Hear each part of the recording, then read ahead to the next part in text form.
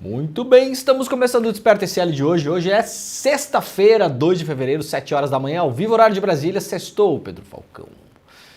Hoje é sexta-feira, graças a Deus, como diz Chico Pinheiro, né? O nosso guru aqui do ICL.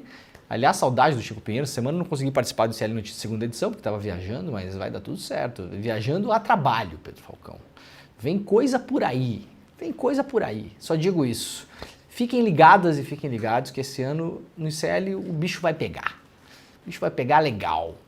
Muito bom dia para todo mundo que já está por aí no nosso chat. Você vai chegando, vai deixando o seu like, vai deixando o seu comentário, vai assinando o canal, vai ativando o sininho, vai fazendo essa coisa toda. Se você ainda não assina nossos canais, estamos ao vivo nos canais do ICL Notícias, também no canal do Leandro Demore, também no canal do Eduardo Moreira.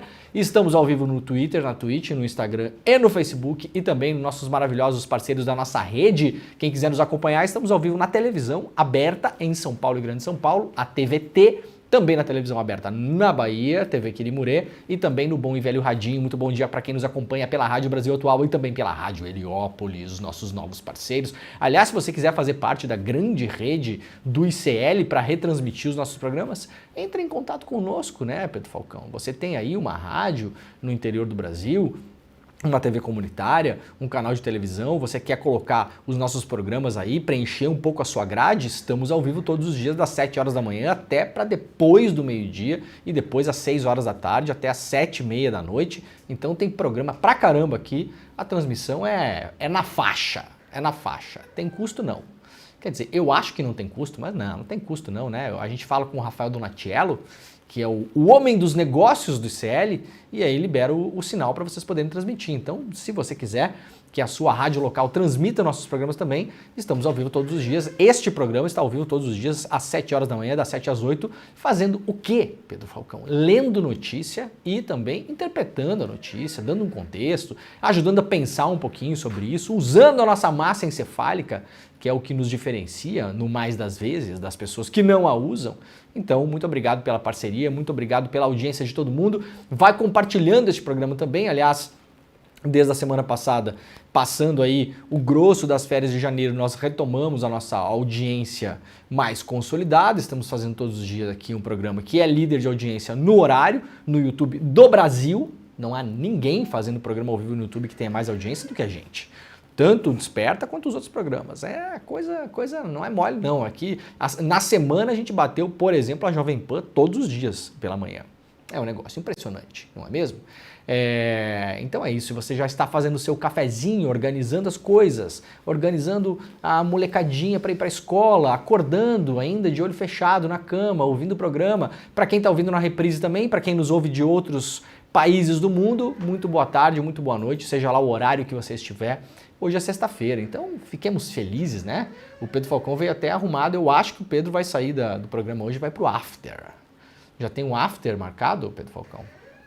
É isso? Daí, primeiro tem que rolar alguma coisa para ter um after, né? Tem que rolar uma festa antes para ter um after, é verdade. Eu não estou muito familiarizado com o vocabulário jovem, apesar de eu ser um jovem, né, Pedro Falcão? Você não acha que eu sou um jovem? Um jovem fóssil. Um jovem fóssil. Legal. Tá bom, pode ser também. Gente, vamos lá então, temos bastante coisa no programa hoje para falar para vocês, começando com o que a gente já alertou ontem em relação ao julgamento do Sérgio Moro.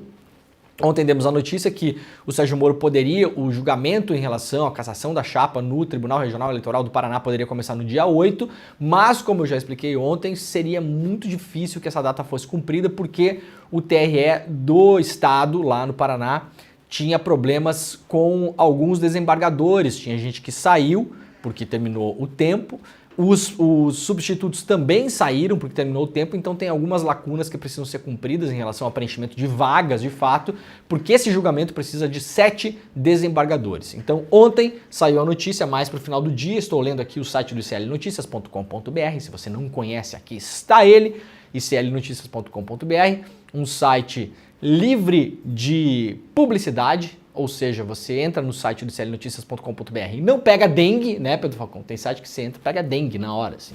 Tem tanto banner, você não sabe mais onde é que tá a notícia, tem que ficar clicando e fecha e abre e trava o celular e abre de novo, é um inferno. Aqui é aquela lindeza, aquela limpeza. E aí o TRE decidiu adiar o julgamento que pode levar à cassação do Sérgio Moro. O novo presidente do Tribunal Regional Eleitoral do Paraná, Sigurd Roberto Bengtsson. Que nome, hein? Sigurd Roberto Bengtsson. Anunciou que o julgamento que pode levar à cassação do senador Sérgio Moro não será mais realizado no dia 8 de fevereiro. Não há nova data confirmada. A primeira data confirmada, ou pelo menos um prazo mais ou menos estipulado, seria que o Moro seria julgado em março. Isso foi adiantado para 8 de fevereiro, mas dependia do preenchimento dessas vagas e a coisa está um pouco mais lenta. Na verdade, está na mão do Lula. O Lula recebeu uma lista tríplice dos caras que podem julgar o Moro e a expectativa é que talvez hoje o Lula já assine o papelucho e aí essas pessoas possam ocupar seus cargos. De todo modo, não daria tempo para que isso começasse a acontecer no dia 8, porque os novos desembargadores, os recém-chegados, precisam tomar pé da situação. Então, possivelmente isso aqui vai ser empurrado para depois do carnaval, talvez março. O presidente do tribunal tomou posse ontem no TRE do Paraná, no lugar de Wellington Emanuel Coimbra de Moura. Ontem, Moura anunciou a antecipação do julgamento para 8 de fevereiro. Portanto, trocou o presidente novo chegou lá e falou, não, acho que não vamos fazer isso agora, porque a gente precisa de um tempo maior para as pessoas que estão chegando, inclusive ele próprio. Para acontecer o julgamento de Moro, o colegiado deve estar completo, porém, atualmente a corte está com 3 vagas abertas e uma lista tríplice ainda será apresentada ao Tribunal Superior Eleitoral. Após validada pelo TSE, a lista será enviada ao Palácio do Planalto para que o presidente Lula possa escolher os futuros nomes do TRE. Pelo que eu vi ontem, o TSE já liberou essa lista e isso está na mão do Lula, está na mesa. É uma questão de fato, assinar. Talvez o Lula também não queira fazer esse movimento tão rapidamente para não acusar de estar aí acelerando as coisas para o Moro, então eventualmente o Lula está deixando isso aí, vai assinar hoje, semana que vem e tal, e aí a coisa vai andar num ritmo um pouco mais, assim, digamos, que não possa ser acusado de estar perseguindo o senhor Sérgio Moro. O Sérgio Moro é alvo de 2 ações de autoria do PL, do Bolsonaro, e da federação formada por PT, PV e PCdoB por abuso de poder econômico. Os partidos afirmam que o ex-juiz obteve vantagem indevida na disputa das eleições de 2022. Em dezembro, o Ministério Público Eleitoral defendeu a cassação do Moro. Se condenado pelo TRE, Sérgio Moro poderá perder o mandato e ficar inelegível por até 8 anos. O senador, contudo, poderá recorrer da decisão no TSE. Portanto, se for condenado, o Moro ainda eventualmente fica no cargo, recorre ao TSE e espera o julgamento do TSE. Se for condenado no TSE, sai, pode recorrer ao STF, mas aí sai imediatamente. Ele e o suplente, o que ensejará uma nova eleição para o Senado do Paraná ainda esse ano. Muito se fala em Michele Bolsonaro, seria um desejo lá de algumas pessoas do PL que a Michele Bolsonaro fosse concorrer. Se concorresse, eu tenho certeza que ganharia com o pé nas costas, porque todo mundo que se identifica como o espectro lá de direita do Paraná não tentaria o embate com a Michele Bolsonaro, porque não tem chance, de fato. Michele Bolsonaro tem aí uma força eleitoral muito grande, não exatamente por ela, mas claro, por conta do Bolsonaro. Mas o que eu ouvi essa semana, aliás, estive em Curitiba aí essa semana, é que perguntei para as pessoas que familiarizadas com a política local, pessoas que acompanham inclusive aquelas pesquisas que os partidos fazem para tentar entender, não aquelas que a gente vê publicadas. Aquelas que a gente viu publicada é coisa velha, né, gente? Tô falando de pesquisa que partido faz e mantém para consumo interno, para tentar entender como que os nomes estão indo, performando, quem tem mais popularidade, quem tem mais chance e tal. 2 coisas importantes, segundo essas pessoas que tiveram acesso a pesquisas do próprio PL, partido da Michele Bolsonaro. Primeiro, Michele Bolsonaro imbatível, imbatível. No Paraná, se concorresse hoje, não só no Paraná, para o cargo de senadora, dificilmente perderia para alguém. Primeira coisa. Segunda coisa, perguntei, o que quer Michele Bolsonaro, afinal de contas? Será que ela quer ser candidata a senadora pelo Paraná? Resposta, Pedro Falcão.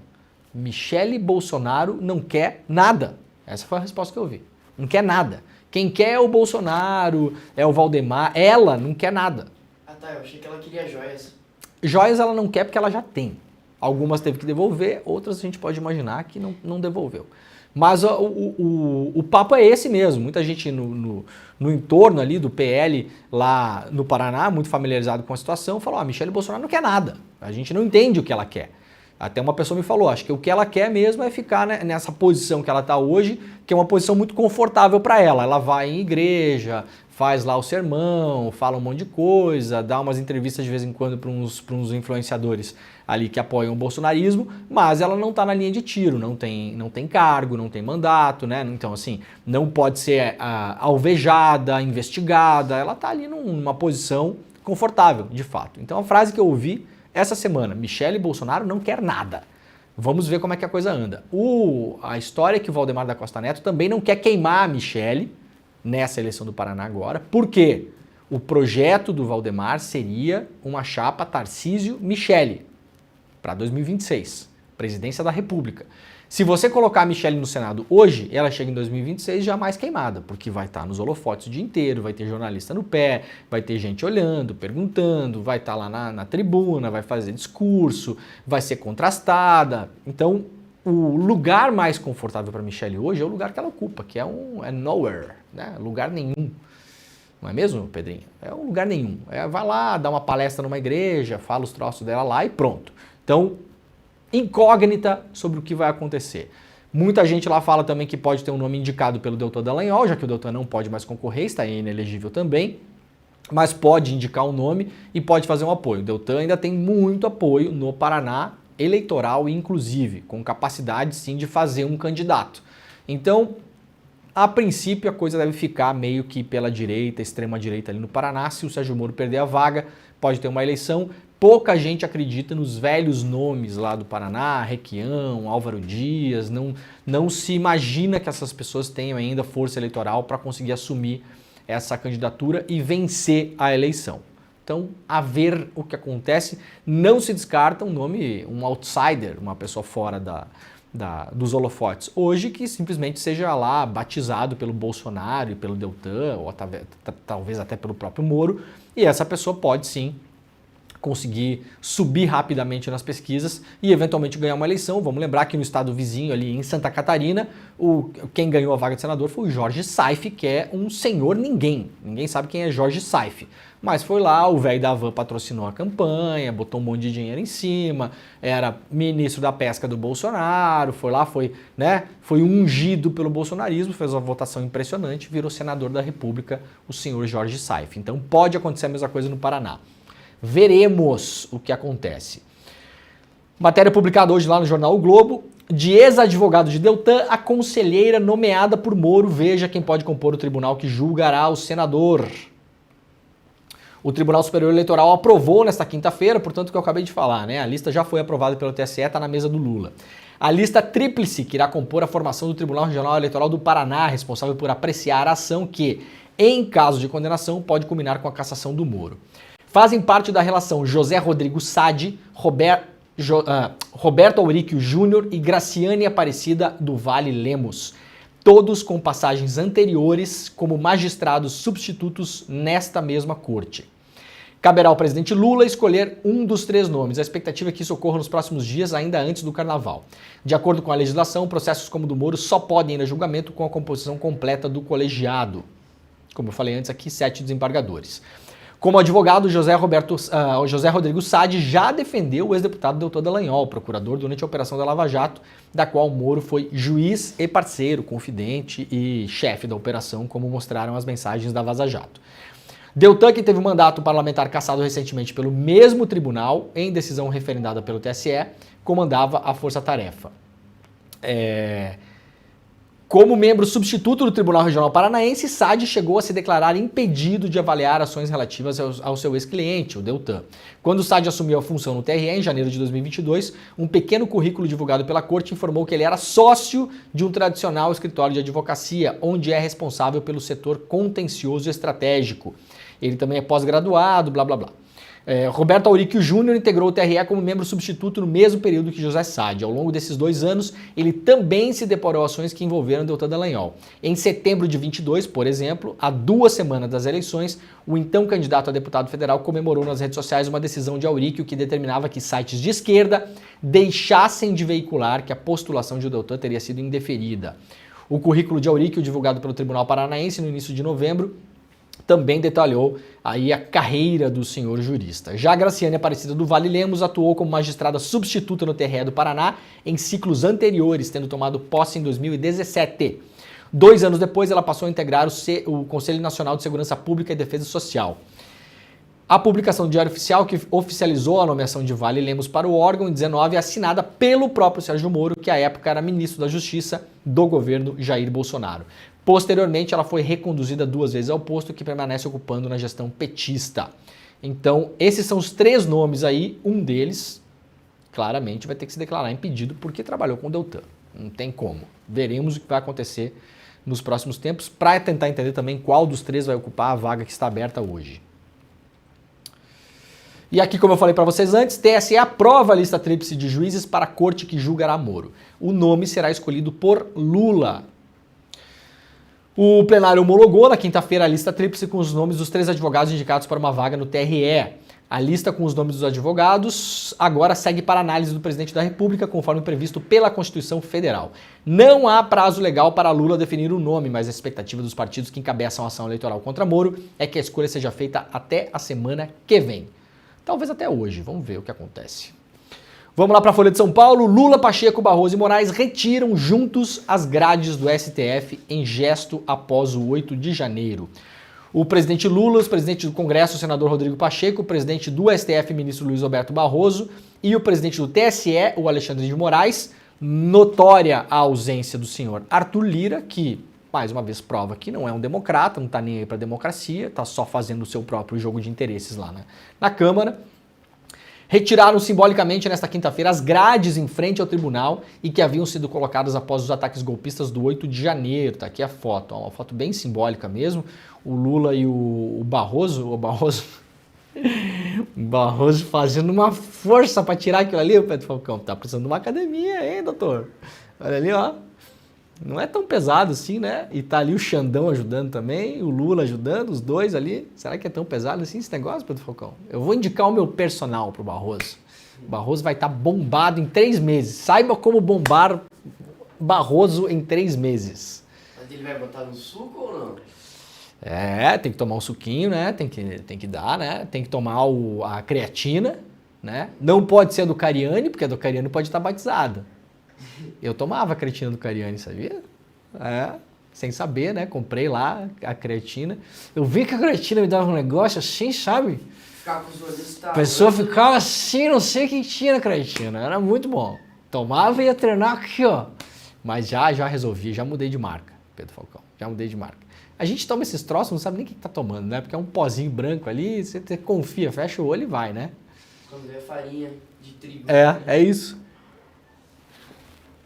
Então tá aqui a foto simbólica da retirada das grades. Essa retirada já tinha sido anunciada no evento em comemoração, né, ao Dia da República inabalada, no 8 de janeiro. Se não me engano, até o próprio Barroso ou Alexandre de Moraes tinham dito que tirariam as grades. Esse aqui deve ter sido um dos últimos também eventos públicos políticos enquanto ministro da Justiça do Flávio Dino. Tá aqui o Flávio Dino participando desse ato também, e lá no fundo aqui, ó, está Paulo Gonet, procurador-geral da República, que também compareceu. Ou seja, a única pessoa que não foi o Lira. O presidente da Câmara dos Deputados não participa desse tipo de coisa. Não participa. O cara se nega. O cara não participa do evento sobre democracia, do 8 de janeiro, não vai lá tirar as grades do Supremo. Isso aqui é um ato simbólico. Isso aqui, essa foto aqui vai entrar nos livros de história. Literalmente, hoje em dia todo evento é histórico, né? Qualquer coisa as pessoas falam, evento histórico, esse aqui é histórico, de fato. Um ano depois do 8 de janeiro, os caras indo lá tirar as grades. Quem passa por Brasília ali vê, né? O Supremo era o único edifício ainda que estava com grades. O Palácio do Planalto já estava liberado. E agora, tirando as grades aqui, tá todo mundo menos o Lira. Até assim, ó, tá bem que bom que não vai o Lira, porque a gente não precisa ver a cara dele aqui. Tá tudo certo. Vamos lá então para o G1. Alexandre de Moraes vota para condenar mais 12 réus dos atos golpistas do 8 de janeiro. O ministro Alexandre de Moraes do Supremo Tribunal Federal votou nessa sexta-feira, voto plenário eletrônico que chama, né? Então, abre a votação na meia-noite, é assim que funciona, fica aberto por um determinado tempo, e aí o ministro relator vai lá e vota, e os outros ministros podem votar depois também. Então agora sabemos que Xandão estava trabalhando de madrugada. Para condenar mais 12 réus pelos atos golpistas do 8 de janeiro. Relator do caso, Moraes propôs penas de 12 a 17 anos de prisão para os réus. As denúncias oferecidas pela PGR são julgadas de forma individual no plenário virtual do Supremo. Os ministros podem inserir seus votos no sistema eletrônico, nesse caso até o dia 9 de fevereiro. As defesas pediram ao STF que rejeite as acusações da PGR e absolva os réus por falta de provas. Os réus foram denunciados pela PGR pelos crimes de abolição violenta do Estado Democrático de Direito, dano qualificado, golpe de Estado, deterioração do patrimônio tombado e associação criminosa. A maioria dos ministros entendeu que houve uma clara intenção por parte de uma multidão de tomada ilícita de poder com o uso de meios violentos para derrubar um governo democraticamente eleito. A maioria da corte também afirmou que os ataques configuraram o chamado crime de multidão, quando um grupo comete uma série de crimes, sendo que um influencia a conduta do outro num efeito manada.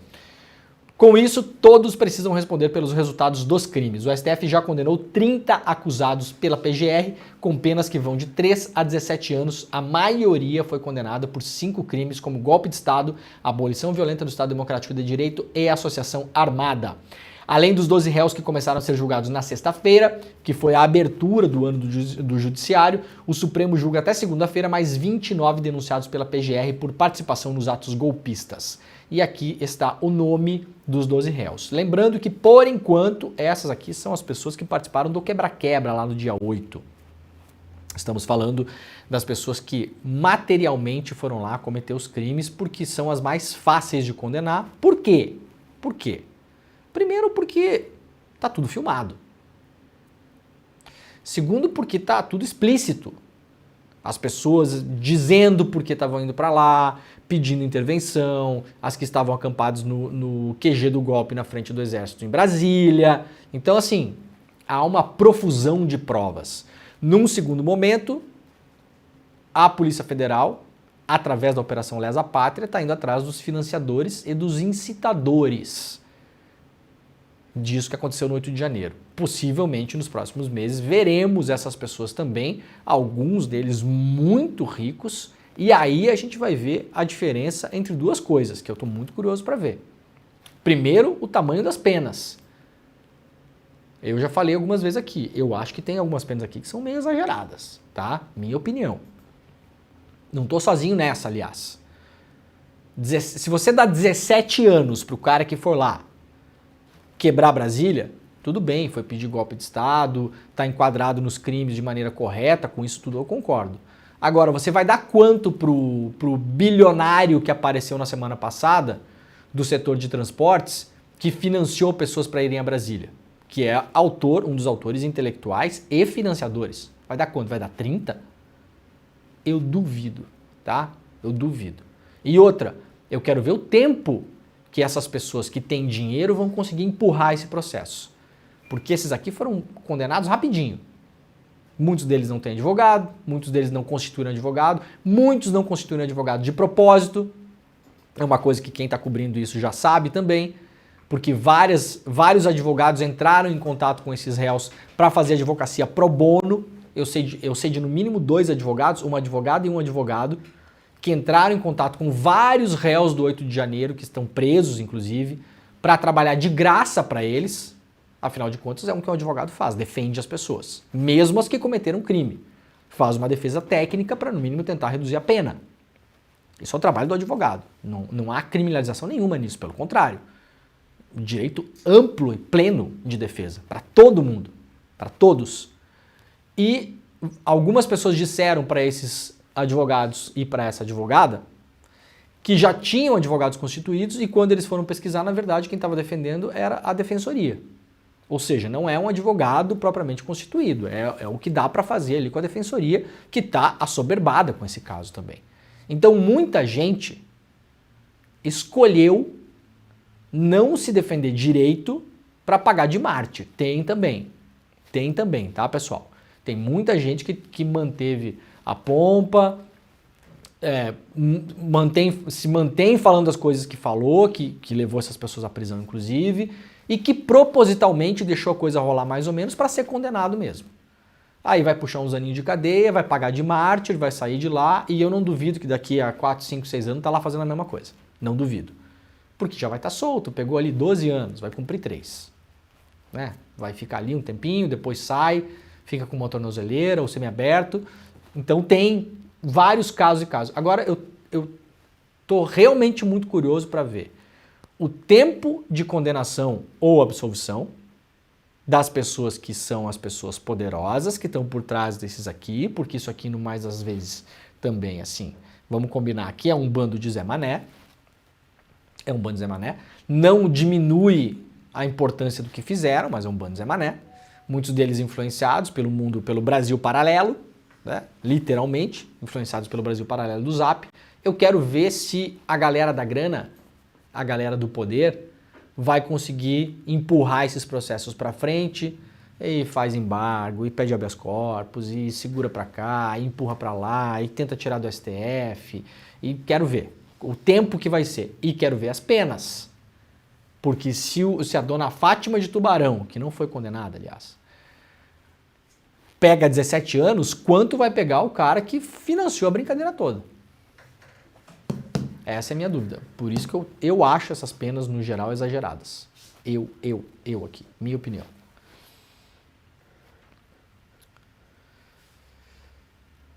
Lá no site do clnoticias.com.br, saiba quem são os condenados pelo 8 do 1 que tentaram fugir para o Uruguai.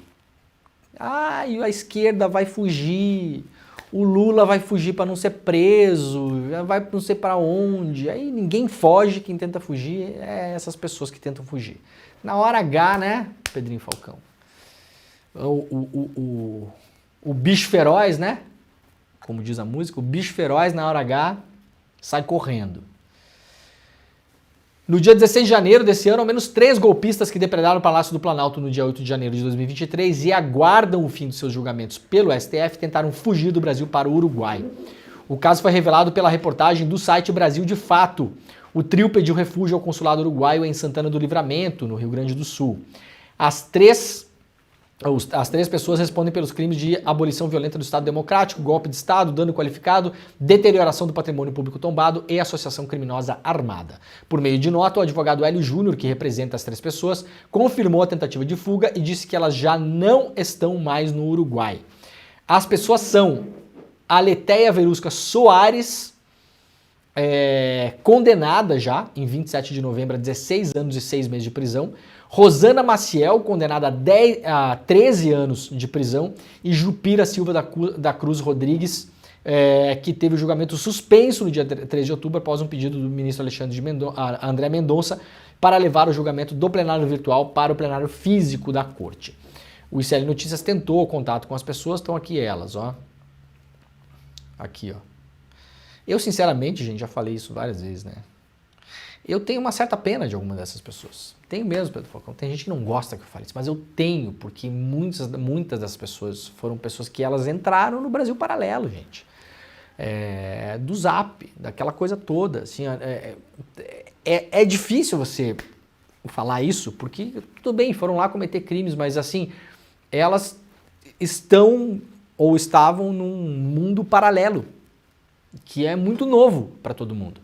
De fato, é muito novo. A gente viu pessoas que a gente julgava pessoas legais no nosso entorno que entraram nessa onda aí, não viu? Pessoa que se achava que era uma pessoa massa e a pessoa, cara, foi ali, ela passou o dia inteiro consumindo aquilo, não faz a distinção do que é uma notícia, do que é um fato, do que é uma fake news, do que é uma opinião, do que é um boato. Entrou naquela história, muita influência de várias denominações religiosas que proíbem os fiéis de consumir notícia, proíbem. E as pessoas obedecem, porque é religião, é seita, é isso aí, é assim que é. Desde que o mundo é mundo, o ser humano responde a esses estímulos, não adianta a gente não gostar. E aí a pessoa vai lá, o pastor fala, né, é do demônio, ser de esquerda é antibíblico. Não pode consumir meio de comunicação nenhum, tem que ficar só aqui nesse grupo aqui, criado pelo pessoal da igreja. E a pessoa entrou no mundo paralelo. Ninguém fica rezando para pneu, gente, fazendo assim com o celular para chamar ET, entendeu? Comemorando o estado de sítio, como aqueles caminhoneiros comemoraram em Brasília. Isso aí antes do 8 de janeiro. Ajoelhando na esquina Democrática, no centro de Porto Alegre, para rezar, para comemorar a prisão do Alexandre de Moraes. Nada disso existiu e essas pessoas acreditaram, de fato. Então, muitas dessas pessoas, elas estavam lá, vivendo num ambiente que não era um ambiente real, era quase um surto coletivo. O professor Castro Rocha fala muito disso, aliás participou aqui do ICL na semana passada, maravilhoso, brilhante como sempre. As pessoas estavam vivendo em um Brasil paralelo, em um surto coletivo. Segundo o professor Castro Rocha, aliás, ele identifica isso como uma doença social, uma patologia de fato, a pessoa é patológica. Sabe a pessoa que descola da realidade, patologicamente, clinicamente, a pessoa descola da realidade e passa a viver um mundo paralelo, um mundo de esquizofrenia, sei lá eu para onde que a pessoa vai. Essa galera estava vivendo esse mundo. Não todos, muita gente tinha consciência do que estava fazendo, muita gente estava monetizando conteúdo em rede social, fazendo dinheiro com isso, se aproveitando da situação, roubando o dinheiro que era coletado para os acampamentos, teve também corrupção nos acampamentos ali, muito espertalhão que foi lá, botou a mão em doação, pediu Pix, tem de tudo, de tudo. Mas tem também as pessoas que agora eventualmente estão desesperadas, que acordou um dia, viu que aquele mundo paralelo não existe, a vida real deu na cara delas, então não me espanta que algumas tenham tentado fugir, mesmo. Muito bem, gente, ó, vamos lá para o iclnoticias.com.br, que publicou ontem uma matéria exclusiva. Grupo pede em Israel investigação criminal da empresa que é a dona do software usada pela ABIN. Eu recebi essa informação ontem, entrei em contato com o Chico Alves, que é o nosso querido e nosso gentleman, editor do iclnoticias.com.br, e falei, ó Chico, eu recebi esse documento aqui, eu já estava em contato com alguns advogados que atuam em Israel, isso aqui é um grupo israelense, de israelenses, que agora entrou com uma representação na Procuradoria-Geral de Israel, pedindo que a Cognite, a empresa que é a detentora do software First Mile, que foi um dos usados no esquema da ABIN, seja investigada em Israel. E aí publicamos ontem lá no site do ICL Notícias. Um grupo israelense liderado pelo advogado Eitan Mack encaminhou à Procuradoria-Geral de Israel um pedido de investigação criminal sobre o uso ilegal do software First Mile no Brasil. O programa, usado para espionar ilegalmente a localização de desafetos e até aliados da família Bolsonaro, foi vendido ao exército brasileiro pela empresa israelense Cognite, está no centro do escândalo de espionagem ilegal dentro da ABIN. No documento protocolado pelo advogado Mack, as operações da Polícia Federal no Brasil são usadas como base na argumentação para que a Cognite seja investigada em Israel, onde a empresa já tem histórico de escândalos. Eu falei com o Mack ontem, o advogado, venho falando com ele há um tempo já, ontem quando ele me mandou o documento, e eu falei, bom, e agora o que acontece? Agora o que acontece é o seguinte, esse grupo de pessoas, que é um grupo que tem aí 32 pessoas, entre elas o Avram Berg, que é ex-presidente do parlamento de Israel. O Avram Berg era deputado, parlamentar, presidente do parlamento e chegou a assumir a presidência de Israel de modo interino, na vacância do presidente que era o presidente anterior ao Netanyahu. Então é um político super importante em Israel, assina esse documento, eles protocolaram isso na Procuradoria-Geral já de Israel e agora esperam uma resposta. Esse grupo é um grupo que já tem pelo menos um caso de sucesso que é muito semelhante. Eles denunciaram a mesma empresa, a Cognite, a dona do First Mile, porque mesmo após Israel ter dito que não exportava mais tecnologia militar, e esses softwares de espionagem são softwares considerados como tecnologia militar em Israel, Israel fez um embargo em relação a Myanmar, falando, olha, Israel não pode mais, nenhuma empresa, nem privada, não pode mais exportar tecnologia militar para Myanmar. Por quê? Myanmar estava no meio de uma convulsão civil, uma junta militar acabou tomando o poder, já são mais de 5, 6, 7 mil mortos depois que isso aconteceu, lá em 2020, 2021, se eu não me engano, e mesmo durante o embargo, a Cognite vendeu um software espião para a junta militar golpista de Myanmar, que mantém o país hoje com mão de ferro, massacrando a oposição. E aí o Mack, que é o advogado, entrou com uma representação na PGR israelense, né, na Procuradoria-Geral, e o caso andou por lá. Teve sucesso, a empresa está respondendo a isso. Foi aberta, de fato, uma investigação criminal. Agora eles pedem que seja aberta uma investigação criminal em relação à Cognite, também por conta da BIM paralela. Qual é a argumentação? Primeiro, que isso foi usado de modo ilegal. E pelas leis de Israel, Israel tem uma lei que passou a valer no final de 2007, que é uma lei que trata da exportação de tecnologia militar de Israel para o mundo. Há uma série de preceitos ali que você tem que cumprir. Então, assim, na prática, a gente sabe como a coisa funciona. Tudo bem, mas vamos colocar aqui em tese, tá bom? Em tese conforme a lei, que deveria ser na prática. Nenhuma empresa, nem mesmo privada, porque essas empresas têm autorização oficial do governo de Israel para operar e para exportar. Então você não pode montar uma empresa privada de tecnologia militar ou de tecnologia de espionagem em Israel e fazer o que você quiser, vender para quem você quiser. Não pode. O país precisa aprovar a sua exportação. Isso é importante. E os fins do seu serviço ou produto militar não podem ser usados para cometer ilegalidades fora de Israel. Não pode. É proibido. E foi isso que aconteceu no Brasil. Então agora, próximos passos. A ver se a investigação será aberta de fato, a gente vai acompanhar. Eu estou em contato com o MEC, que é o advogado, para ver se a coisa vai andar. O que eles pedem? Que o Brasil seja proibido de usar o First Mile, ou seja, o acesso ao Brasil seja bloqueado, e aí será bloqueado para a ABIN, para o Exército Brasileiro, para as secretarias estaduais. 9 estados já compraram First Mile, sabia? Vários deles sem licitação, entre eles Tarcísio, em São Paulo, quase 10 milhões de reais no ano passado, comprou o First Mile para uso pela Polícia Militar.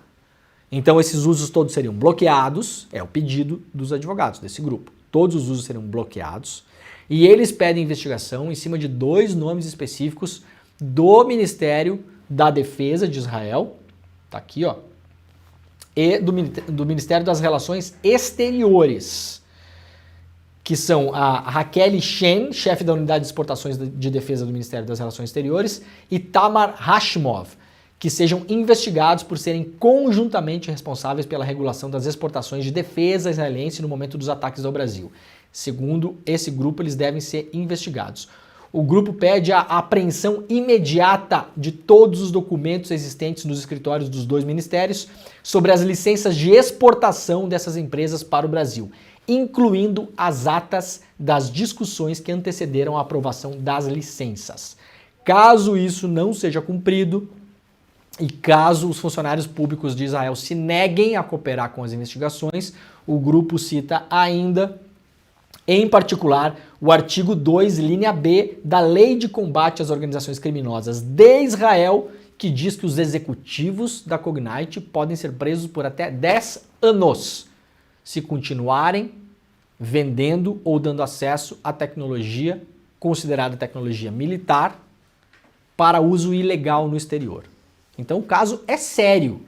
O caso é sério, não é uma meia dúzia de gente maluca que resolveu protocolar qualquer coisa. É um grupo que sabe o que está fazendo, já obteve sucesso em relação ao caso de Myanmar, tem outros casos abertos lá na corte também, na procuradoria, tem outros casos em andamento, eu não posso falar porque são casos que estão sob sigilo ainda, e agora o Brasil entra na mira também lá em Israel a ver o que acontece nos próximos tempos. Se a investigação andar rapidamente, pode ser que, de cara, já se decida pelo bloqueio do uso do First Mile no Brasil. O que seria muito bom, inclusive, porque a gente não sabe como esse software está sendo usado. Polícia de São Paulo do Tarcísio com esse negócio na mão. Não sabemos como está sendo usado, não sabemos como será usado. O Tarcísio vem aí para uma eleição daqui a um tempo. Não sabemos. O fato é que não sabemos. Não há controle sobre isso. Não há garantia de que as pessoas que acessaram para investigar pessoa XYZ, que isso esteja em algum lugar que possa ter uma transparência em caso de dúvidas. Olha, quem está usando? Fulano, Beltrano, Ciclano. Quais são os celulares que estão sendo monitorados? Esse. Com autorização judicial? Ou sem? Por que estão sendo monitorados? São adversários políticos? Está sendo usado para campanha? Que é a suspeita da PF em relação à ramagem também. Que isso foi usado para campanha eleitoral. Para monitorar eventuais adversários, por exemplo. Fazer dossiê, operar chantagem. Então, talvez esse movimento em Israel faça a coisa andar aqui no Brasil também. Polícia Federal tem indícios de que Bolsonaro recebeu informações da ABIN paralela, publica aqui o Aguirre Talento e a Natália Portinari, 2 repórteres lá do UOL. A Polícia Federal já identificou indícios de que o ex-presidente Jair Bolsonaro seria um dos destinatários das informações do esquema de espionagem ilegal da ABIN. Esses elementos foram apresentados à PGR e ao Supremo e serão aprofundados nas próximas diligências a partir das novas provas colhidas nas buscas contra Ramagem e Carlos Bolsonaro. As provas colhidas até o momento, diz aqui o UOL, de acordo com a investigação da PF, indicam que dossiês e documentos produzidos pela ABIN paralela eram impressos e entregues ao Palácio do Planalto durante a gestão presidencial de Jair Bolsonaro. A primeira suspeita da PF lá atrás é que a ABIN foi usada para 2 coisas. Primeiro, produzir informação e dar elementos para proteger a família Bolsonaro, principalmente no caso das rachadinhas.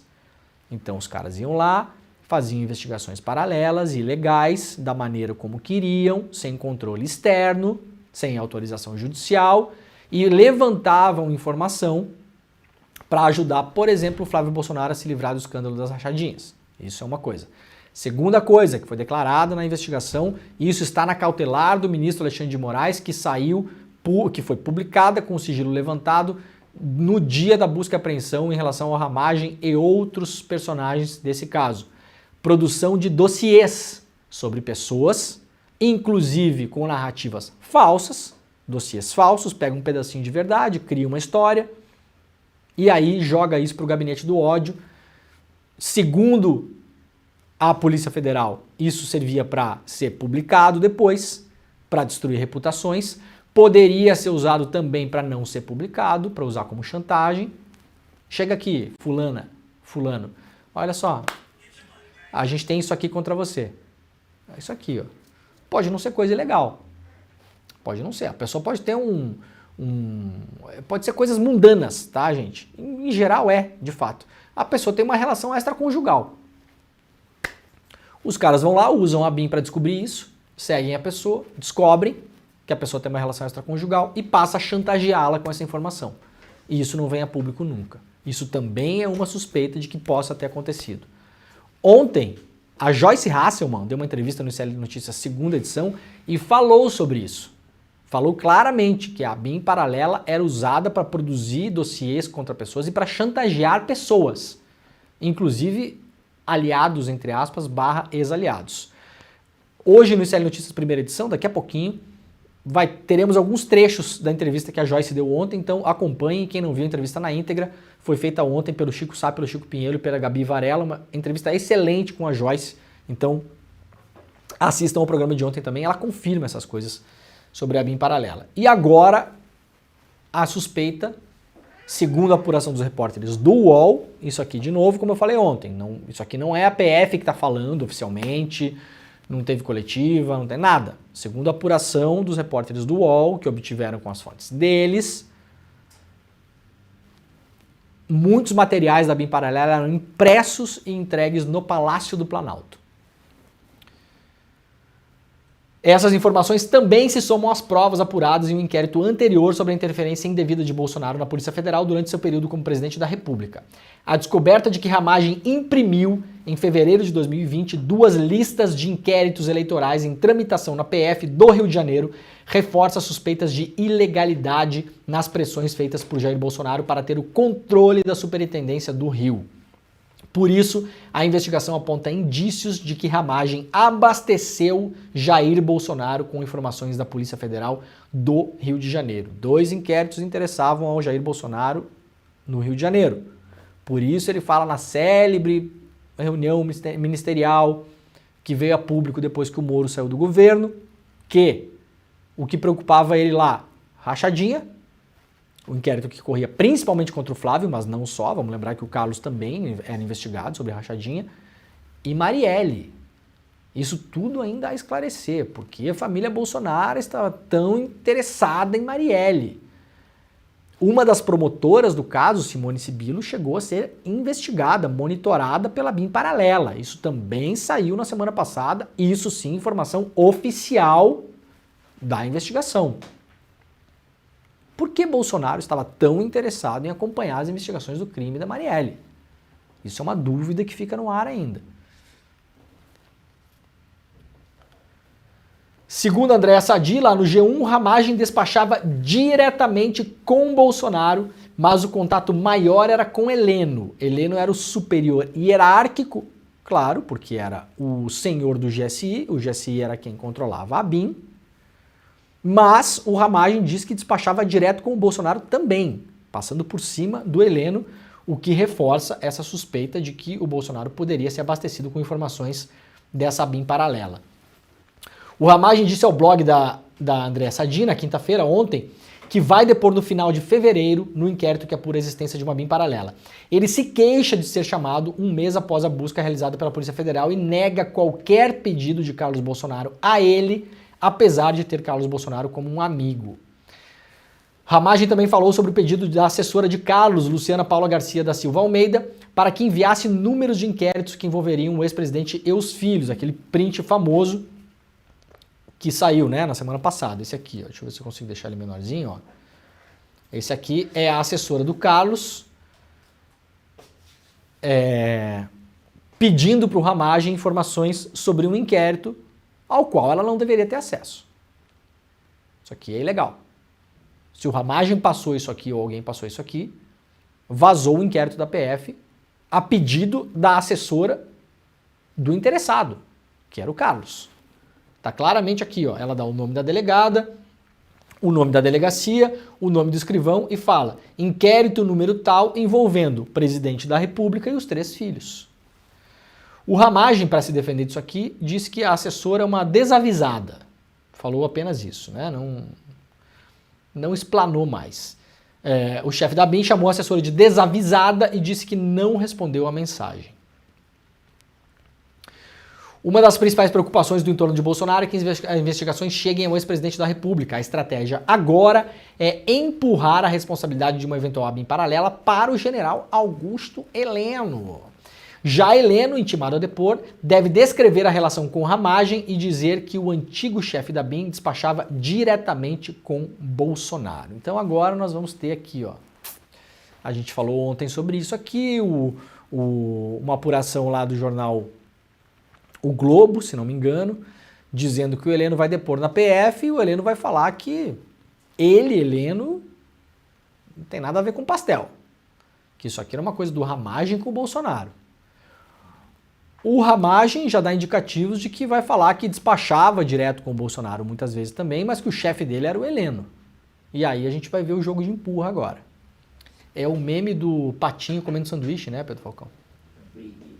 A gente tem esse meme aí pra mostrar pra galera? Seria bom se tivesse, né? Briguem, desgraçados.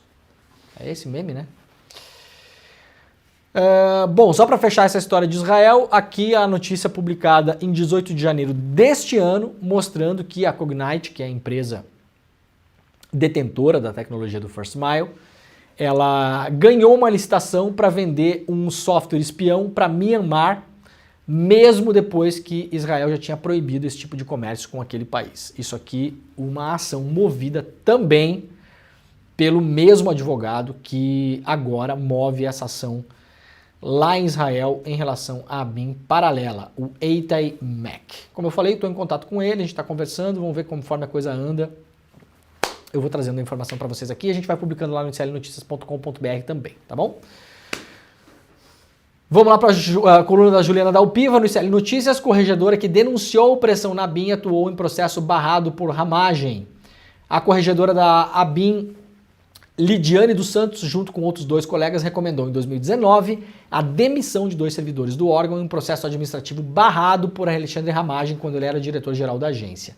Nesta semana, conforme revelou a coluna da jornalista Bela Megali, lá no jornal O Globo, Lidiane relatou à CGU que foi pressionada pela atual cúpula da ABIN após colaborar com as investigações da PF sobre o monitoramento ilegal de cidadãos. A corregedora atuou no primeiro procedimento administrativo que recomendou a demissão de Rodrigo Colli e Eduardo Arthur Izik. A coluna confirmou com os servidores da ABIN que Lidiane dos Santos atuou no caso. Eles foram presos pela PF na Operação Última Milha no ano passado. Então, isso aqui, muita gente fala, por que os servidores da ABIN não fizeram nada? Muita gente que participava desse esquema da ABIN paralela não era servidor da ABIN. Eram pessoas levadas de fora. da Polícia Federal, do Exército. Gente, as pessoas dentro da BIM tinham medo. Olha aqui o que aconteceu com a pessoa foi lá, denunciou, participou de um ato de correição e acabou se dando mal lá dentro. Esse é um exemplo, tem outros exemplos. Isso está publicado também lá no site do iclnoticias.com.br. PSOL vai pedir cassação do mandato de Ramagem no Conselho de Ética da Câmara. Vamos lembrar que a PGR pediu o afastamento do Ramagem e o ministro Alexandre de Moraes não deu. Mas o Xandão não era o cara do mal, o cara que está perseguindo a extrema-direita. Bom, a PGR pediu que o Ramagem fosse afastado do cargo de deputado federal e o Xandão falou não. Agora o PSOL vai pedir a cassação dele no Conselho de Ética. Vamos ser bem franco aqui, se o Conselho de Ética funcionasse, já não estava mais lá. O cara envolvido em tudo isso já não estava mais lá. A ver como as coisas vão andar, lembrando que o governo, a esquerda, os progressistas, não tem maioria nem na Câmara nem no Senado. A chance desse negócio andar é baixa, mas isso testa também o apoio que o Ramagem tem. O Ramagem, ao contrário de vários outros personagens ligados ao bolsonarismo, não foi abandonado pelos Bolsonaro, viu? Os Bolsonaro estão ali firme e forte do lado do Ramagem. Podemos imaginar por quê. Porque se fosse alguém que tivesse feito cacaca e esse negócio não encostasse na família Bolsonaro, o Jair já tinha mandado pastar, ó, no primeiro dia. Como fez com todo mundo. Nesse caso, não fez isso. Então a gente pode imaginar por quê. Vamos lá então, o Toffoli suspende multa de 8,5 bilhões da Novonor, antiga Odebrecht. O ministro Dias Toffoli do Supremo Tribunal Federal suspendeu o pagamento de multas pela empreiteira Novonor, antiga Odebrecht, e autorizou a empresa a renegociar o acordo de leniência firmado com o Ministério Público em 2016 no âmbito da Operação Lava Jato. No acordo, a empreiteira pagaria em um prazo de 23 anos mais de 8 bilhões em multas ao governo federal, estados, municípios e autoridades dos Estados Unidos e da Suíça. Já falaremos sobre isso. A renegociação do acordo de leniência da Novonor deve ser feita junto à Procuradoria-Geral da República, à Controladoria-Geral da União e à Advocacia-Geral da União. A Novonor pediu à Justiça que o acordo de leniência fosse suspenso para que a defesa possa avaliar os autos e identificar possíveis danos à empresa em relação à operação spoofing, deflagrada em 2019 pela Polícia Federal. A operação revelou mensagens entre então o juiz Sérgio Moro e integrantes do Ministério Público, supostamente combinando procedimentos em processos da Lava Jato. Eu vou sugerir para o nosso querido Chico Alves que tire o supostamente, porque o Sérgio Moro foi condenado em relação a isso já. Esse supostamente já não cabe mais. O Moro foi considerado um juiz parcial pela Suprema Corte e a base da acusação, inclusive no voto do Lewandowski, cita as conversas que foram publicadas pela Vaza Jato. Então já não é mais suposto, faz um bom tempo. O que está acontecendo aqui? A grande imprensa está esperneando em relação a esse negócio. Ah, você entra hoje no jornal Globo, não sei nem se eu tenho a capa do Globo aqui. Aqui, ó. Vamos olhar de curioso aqui, só para a gente ver rapidamente aqui. Olha que assim, é um desespero. Parece que a multa da Odebrecht ia parar na mão de alguns jornalistas aqui, porque é um negócio assim, meu Deus, parece que o dinheiro é deles. Vamos colocar as coisinhas, olha aqui. Decisão de Toffoli sobre multa da Odebrecht na Lava Jato pode abrir porteira para novas anulações. Malu Gaspar, pirueta jurídica de Toffoli preserva a parte benéfica dos acordos para as empresas. Vera Magalhães, não há como dizer que o Petrolão foi um complô realizado contra o PT. Quem diz isso? Quem diz isso? Gente, com todo respeito pelas colegas jornalistas aqui, não é nada pessoal, tá? Nada pessoal, mas eu tenho um compromisso com quem assiste o programa aqui, que é o único compromisso que eu tenho. Este programa não foi criado para fazer amigos, né? Gente, é fácil você pegar a opinião de 3 pessoas e argumentar em cima daquilo. Isso é a coisa mais fácil que tem de fazer. Mais fácil. E na minha opinião é desonesto intelectualmente. A imensa maioria das pessoas que colocam em xeque o modo como a Lava Jato foi tocada pelos procuradores de Curitiba e pelo juiz Sérgio Moro, não diz que o Petrolão não existiu. Você está respondendo a quem quando você fala um negócio desse? Eu me pergunto. Você não é mole, eu vou entrar no Twitter agora, pegar a opinião de um twitteiro X e falar, é mole dizer que a pandemia não matou 700 mil pessoas.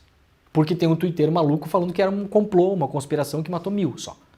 Então assim, me desculpa, tá? É um jeito meio esquisito de argumentar.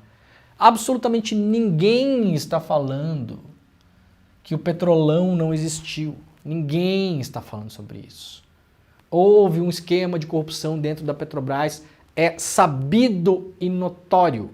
Eu sempre falo isso, a Petrobras é roubada desde os anos 50, tá? Mas tudo bem, vamos pegar esse mais novo, mais recente que teve. As diretorias da Petrobras eram loteadas para partidos políticos que roubavam dinheiro dali de dentro para fazer caixa 2, para fazer campanha. Todos os partidos. PP, PMDB, PL, PT, todos faziam isso. Isso era uma praxis dentro dessas diretorias. E esses diretores também, vendo o tamanho do dinheiro que entrava, roubavam dinheiro também para eles e para outras pessoas. Paulo Roberto Costa, Nestor Cerveró, absolutamente ninguém está negando isso. Qual é o problema da visão? Isso aqui é ideologia, tá, gente? A maneira como isso aqui é coberto é ideologia. Quem é o responsável pela anulação do acordo da Odebrecht? Não é o Toffoli. É a Lava Jato. Pelo amor de Deus, gente. Ainda nessa, é a Lava Jato. A Lava Jato é a responsável pela anulação de tudo que está sendo anulado agora. A Lava Jato é a responsável pela soltura de pessoas. A Lava Jato é a responsável pela anulação de processos. Porque ela foi uma operação jurídico-policial midiática que agiu na ilegalidade. Qual a dificuldade? Eu me solidarizo com comentaristas. Sempre que eu vejo a Globo News entra com um pé tão errado nessa história da Lava Jato, é impressionante. Tem tanta gente boa lá, mas assim, falou de Lava Jato, é uma ideologia. É uma ideologia. Tinha um comentarista ontem lá, eu não lembro o nome dele, é um cara que até comenta coisas muito legais, sensatas, gosto dele, sigo o cara no Twitter e tudo. Indignado que esse negócio aqui caiu. Primeiro que não caiu, vai ser renegociado, primeiro. Isso aqui não foi anulado. Agora vai ter um espaço para renegociar. O que alega a empresa? Que a empresa foi sacaneada pela investigação. Foi ou não foi? Foi, eu não preciso gostar disso, gente. Aliás, eu não gosto. Eu adoraria que todo mundo que roubou dinheiro público aqui, que participou do esquema de corrupção, fosse condenado. O problema é que a operação atuou na ilegalidade. Isso aqui não é um problema do Toffoli. O Toffoli, com todas as suas questões também, há questões, várias questões aqui.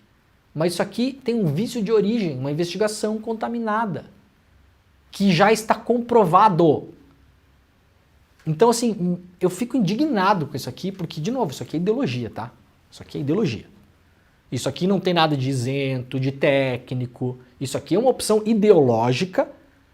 Você vai ler essas matérias aqui, lá no meio, cita um negocinho. Lá no meio. Tem uma aqui que, assim, rapidamente, só pra gente ver aqui, Pedro Falcão, temos tempo ainda, temos 2 minutos, né? 1 minuto. Rapidamente. Negacionismo da corrupção. Vamos ver um caso aqui. A empresa, a União terá que devolver, Toffoli, cadê? Tinha um pedaço aqui que é... Aqui, ó. Não é possível reduzir as investigações do Petrolão a um complô para atingir Lula e o PT. Ninguém está reduzindo isso. Mas isso aqui também aconteceu. Também era um complô para atingir o Lula e o PT. Isso está comprovado. Eu não preciso achar legal. Não precisa achar legal. Isso está comprovado. Isso é evidente. Está nas mensagens. Está escrito pelos procuradores. Os procuradores citaram 16 mil vezes a palavra Lula no Telegram, gente. 16 mil vezes. 16 mil vezes. Tá bom? Muito bem. Isso significaria assumir que, para além dos excessos cometidos pelos procuradores, não são excessos, são ilegalidades, são crimes. Crimes. Vamos colocar as palavras do jeito que elas são. De fato, consignadas nas mensagens, teria havido participação ativa de autoridades da Suíça e dos Estados Unidos. Houve, a gente publicou matéria no ano passado, com o Jamil Chad, lá no UOL. Houve participação ativa dos procuradores da Suíça e dos Estados Unidos para fazer patriação de dívidas para os Estados Unidos e para a Suíça. Procuradores esses depois viraram advogados dessas empresas. Essa gente não lê matéria, não? Só lê o que escreve? Qual o problema? Vocês não leem matéria dos outros, vocês só leem as de vocês? Muita gente eu sei que só lê deles mesmo, né? Nos Estados Unidos, na perseguição, houve. Isso aqui também está comprovado. Houve. Tanto é que há um inquérito aberto em relação a isso. Foi aberto no ano passado. Sem falar no mínimo de omissão grave das várias instâncias superiores da justiça, incluindo o próprio STF. Houve. Omissão e parceria. TRF4 e STF. O próprio Gilmar Mendes fala isso. Então, gente, é um negócio de louco, né? É uma coisa de maluco, assim. Tá bom? Só pra gente botar pé na situação, agora todo mundo que for ler esse caso nos outros lugares pode ficar indignado que os acordos de leniência estão caindo, que gente que está sendo solta não devia estar sendo solta, algumas pessoas estão sendo soltas deviam estar sendo soltas. Eu já falei inclusive aqui do Eduardo Cunha, ficou preso em prisão preventiva 1 ano e meio, isso é um absurdo. Eu não preciso gostar do Eduardo Cunha para defender isso. Agora, a responsabilidade da destruição do que foi feito é do Deltan, Carlos Fernando, Orlando Martello, Sérgio Moro. Vocês no Jornal Globo não vão nominar isso, não? Vocês têm alguma dificuldade para entender? É um negócio de maluco, né, gente? 5 anos de Vaza Jato já. Vocês não leram nada do que foi publicado? Isso aqui sim é viver num mundo paralelo, né? Isso aqui é mundo paralelo real. Tá bom? Acabamos, né, Pedro Falcão? Está começando o CL Notícias, primeira edição, daqui a pouco estarei lá, aliás, para comentar as notícias do dia, tá bom? Muito obrigado pela parceria, o Desperta CL volta segunda-feira, às 7 horas da manhã, ao vivo, horário de Brasília, às 7 horas, é isso. Muito bem. Muito obrigado, um beijo e tchau. E aí, turma, que incrível o nosso encontro Mapa da Mina 2024, né? É impressionante como em pouco tempo a gente consegue falar de tanta coisa de uma maneira simples e todo mundo sair do encontro falando, caraca, entendi, como é que eu não sabia disso antes? E as previsões que a gente fez para esse ano acho que vão deixar as pessoas que assistiram muito mais bem situadas. Muita gente está pedindo para a gente liberar o replay dessa aula, porque talvez seja a aula mais importante do ano e a que mais ajuda na prática a vida das pessoas. A gente resolveu liberar o replay, está acabando o prazo para poder assistir, mas se você está assistindo esse vídeo ainda dá tempo. É só clicar no link que vai estar aqui junto com o vídeo, assistir o replay e no final as condições que a gente ofereceu para quem quiser fazer parte do grupo, que acompanha a gente essa questão econômica e de investimentos ao longo do ano inteiro, a gente vai oferecer as mesmas condições para você que vai assistir o replay, tá bom? Assiste e aproveita e avisa seus amigos e amigas que o replay está liberado para eles assistirem também, porque o prazo está acabando. Um abraço e boa aula! Olá, eu sou a Dani Vidotti, sou professora de Yoga e Meditação e aqui no meu curso Bem-Estar Profissional você vai aprender diversas maneiras de cuidar de você dentro do ambiente de trabalho. A gente vai falar sobre autoconhecimento, vai aprender maneiras de gerenciar melhor o estresse, a ansiedade, evitar os esgotamentos, evitar chegar num burnout. E se você já teve um burnout, esse curso também é para você, porque você vai aprender maneiras de não retornar àqueles antigos padrões. Aqui nesse curso você vai aprender a trazer equilíbrio físico, mental e emocional. Tudo isso vai colaborar para o seu melhor desempenho dentro do ambiente de trabalho, trazendo motivação, mais energia, mais foco e até clareza mental. Faremos também diversos exercícios práticos e eu espero você. O curso já está disponível aqui na plataforma do Instituto Conhecimento Liberta. Vamos?